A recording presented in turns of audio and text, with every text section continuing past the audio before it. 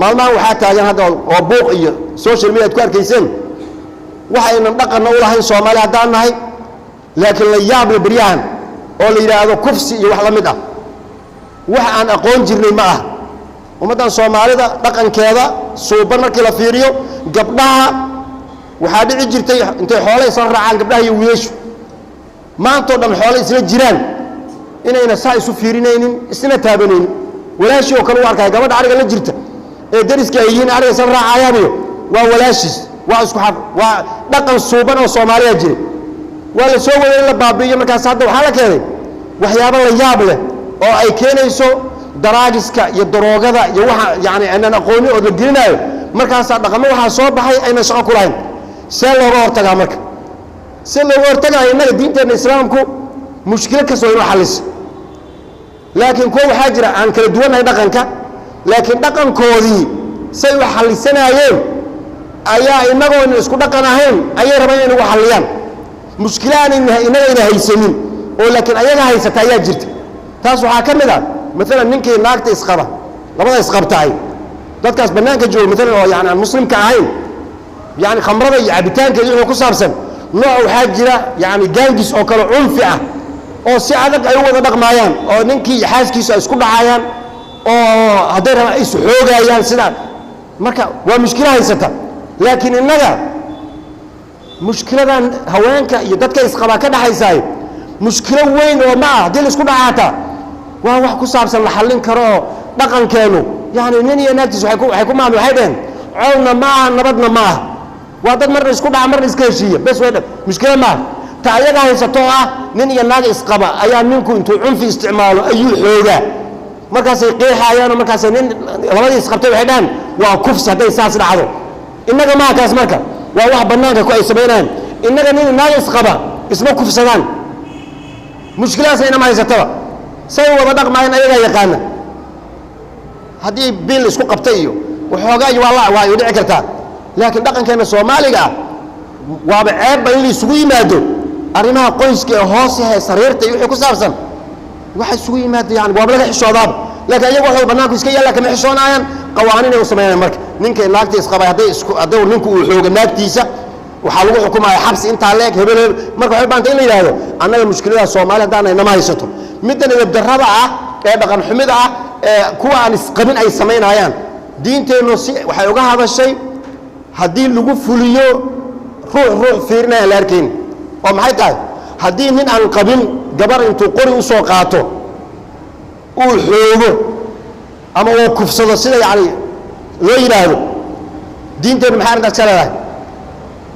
dadku markaa wax isku khaldaan zinada iyo kufsiga zinadu waxay tahay labada qof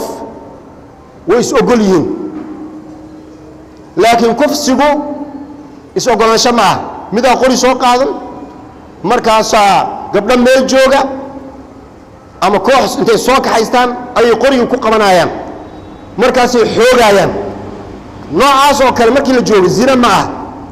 waxa la yiraahdaa waa ikhtisaab ama waa kufsi qeexidiisuna wuxuu yahay kufsi waxa la yiraahdaa shariicada islaamka al-ikrahu bizina in zina la isku qasbo zina maxay tahay laba qof oo isqabin in la isku qasbo ila zina waxay ka dhalanaysaa labada isma qaban maxay isugu tageen waa zino waa xaraan say ku dhacday maraaliyashay ku dhacday maya xoog bay ku timid al-ikrahu bizina xukunkeedu muxuu yahay saas markay dhacdo waxay gelaysaa waxa la yiraahdaa al-xiraaba xiraabada waxa la yiraahdaa shuftanimada burcadnimada yani burcadku muxuu yahay burcadku waa midka xoolaha dadka ka qaatin tujidka u istaago in xoolo la qaato iyo in gabadh sharafteeda la qaato yaa dhib badan xoolaha roon xoolo la qaato waa la helayaa laakiin gabadh cafiifad ah oo muslimad ah intii guriga loogu soo galo oo qori lagu qabto oo la xoogo burcadnimo ka dara ma jirto kuwa saa sameeyay marka waxay la mid yihiin kuwa shuftada la yiraahdo xadul xiraaba la yiraahdo inma jazaa'u alladhina yuharibuna allaha wa rasulahu wa yas'auna fil ardi fasadan an yuqtalu marka maxay soo galeen wa yas'auna fil ardi fasadan ma fasad ka daran baa jira gabadh muslimad ah oo cafiifad ah in sharafteedii la dhaawaco oo xoog lagu isticmaalo ka kuwa sidaas sameynaayo waxay sameeyeen fasaadkii ugu darnaa wa yas'auna fil ardi fasadan marka kuna aasoo kala hadii intii la qabto markay ku cadaato xiraabadii aayadii ka taalay suuratul maa'ida lagu fuliyo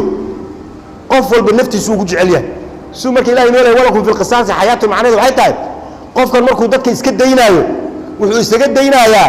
war naftaada waxaad ka jeceshahay male haddaad qof isku disho adna waa lagu dilaa marka adoon dad u danaynaynin naftaada u danayo dadka iska daa nabadaa la helaa marka walakum fil qisaasi xayaatu saasaa loo yidhi marka haddii intihaakul acraadka tallaabooyinkaas laga qaado qof dambe oo samayn lahaa ma jirto kuwa marka reer galbeedka waxay samaynayaan ayaga dil ma qabaan waxay leeyihiin maalan kufsigu waa wax saas waxay qorayaan oo wixii ayaga ay yaqaanayna ilaa ay ka yidhaahdaan nin iyo naag isqaba haddii naagta oo diyaar aan ahayn ama aan rabin odaygu uu ka oogo kufsiga ku qorayaan isaga waxay waa kufsi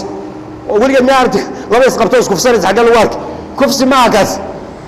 haddaad haysan muxuu hadday iraan lahaw tiri muu iska dhaafo innaga diinteenu waaba marka maalan gabdhuhu ay macduur noqdaan mar xaydaa ku dhacaaya mar waxaa umulay noqonaysaa maraaxishaas oo kale kee macnaha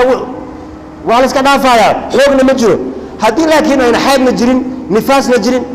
xanuun kale hadduu jira xataa waa waxay iska fahmi karaanoo fiir ay waxay ka hadlaayaan agtooda waxba kama laakiin innaga agteenna war dad laba isqabtahay say hawshooda ku dhammaysanayaan iyo say iska yeelayaan mushkilo kama dhex taagnee kuwa isqaba intaa iska daysaan ayaa waxooda dhammaysanaaye kuwa sharci darrada ah isticmaalaya aan meel uga soo wajeedsano aan dhahno xiraabaa la yidhaahdaa kuwaas ayagaa waa in la yidhaahdo an yuqatalu waa in la dilo ayay waxay ku dhaheen maya waa in la xiro 15 sano 20 sano waa 15 sano lagu xukumay gabadh islaamiyada kufsaday markii 15 lagu xukumay xoogaa markuu joogo maamulkii markaa jira yaa isbedelay hadday rabaan waxay leeyihiin cafisa loo fidiyo way soo daynayaan haddii la soo daayna beri meeshiisu kasii bilaabayaan marka maxaa baa loo kan mooska markii maalan bakhaar uu ku jiro hal xabo oo bolol ah hadduu imaado oo bakhaarka lagu sii dhex daayo bakhaarka oo dhan wada bolol uu ka dhigayaa maxaa xalla marka xabadaas bololkii ay xumaatay waa laga dhex bixinayaa mooskana uu badbaadayaa kuwa marka mufsidiinta ah waa moos bolol ah oo bulshada ku dhex jira haddaan laga dhex qabanin bulshada oo dhan ay wada bolol ka dhigaayaan marka diinteennu waxa weeye kansarka waa la gooyaa marka noocaas oo kale waa nooc kansara waa la jaraa bas nabad iyo caafimaad loo baxaa laakiin kansarka isku celceliya inta ku xira xaga ku xira ma ka taraysta sayada marka diinteena ayaa xal kasta inoogu jira ummadan Soomaaliya waa ummad muslim ah diinteeda in loo ilaaliyo loo baahan yahay habka maamulka iyo say u qaadanayaanna qabaa'ilka Soomaalidu odayaasha lagama tashado qofka la magacaabaye qofkii la magacaabana ha u abtirinin oo waa reebana waa qabiilkaas iska la hadhina meesha uu qabtay midna ra'iisul wasaare ka soo qaad hadii la ra'iisul wasaaraha Soomaaliya hadii la yiraahdo dad waxay rabaan inay u tiriyaan reerkaas waay reerkaas hadii la siin lahaa waxay noqon lahayd jabhad ayagu ay leeyihiin oo si 30 sano ka hor ummadeena Soomaaliya jabhad ay u kala ahaayeen jabhadii ma qof aan u dhalan meel loo magacaabi jiray jabhad kasta ninkeeda ayaga magacaaban jiray jabhad hebel gudoomiyadeedu waa hebel reerku ka dhashay laakiin dawladnimo iyo ummad markay noqoto jabhadnimo ma ah waa ummadda oo dhan ayuu ka dhaxeeyaa marka saas daraadeed barnaamijyo iyo shaqo ama la isku macaarado ama la isku soo dhaweeyo ee abtir yaan la isku jeclaanin la isku nacbaanin maxay qof walba ilaahay meel buu ka dhaliyay qof aan meel ka dhalanina ma jirto dambi ma marka in meel laga dhasho waxa dambi ah qofku wuxuu sameeyo hadduu khaldamana hebel ayaa khaldamay hadduu saxmana hebel ayaa saxmay laakiin hadduu khaldamo hebel khaldamay hadduu saxsamo hebelna dowr kuma leh magacaabistiisa iyo xilka qaadistiisa marka ummadnimo in loo fikiraa rabaa hooseen isu dajinin oo qabiil iyo jabhad iyo inaan kala noqon marka adaa uma sinjaakumullah khair intaasaan ku soo goynaa ilaahay subhanahu wa ta'ala ummadeena Soomaaliyeed meel ay jiraan baa Allah kulmiyo masaajidkana waa kulli sidii caadi inoo ahayd inta ku dari jirteen masaajid Umar ibn Khattab inoo furan yahay tabarucaadkiisa uu socdaa meel fiican uu maraaya ummadda Soomaaliyeed uma dhisayso hay'ad iyo qof kale iyo ma aha runtii dadka Soomaaliyeed waa dad ahlu khayr ah masaajidkan saa u weyn ayagu ma dhisay masaajid badan ayagu ma dhisay halkan way ka sii soconaysaa ilaahay subhanahu wa ta'ala tawfiiqayna waafajiyo diinteena islaamka ayaa xal inoo adduun iyo aakhiro ayada aan qabsano ayada aan isku jeclaano ilaahay dartii aan isu cafino saas aan walaalo ku ahano hada wabillahi tawfiiq sallallahu ala sayyidina muhammadin rabbana atina fid dunya hasanatan wa fil akhirati hasanatan wa qina adhaban nar sallallahu ala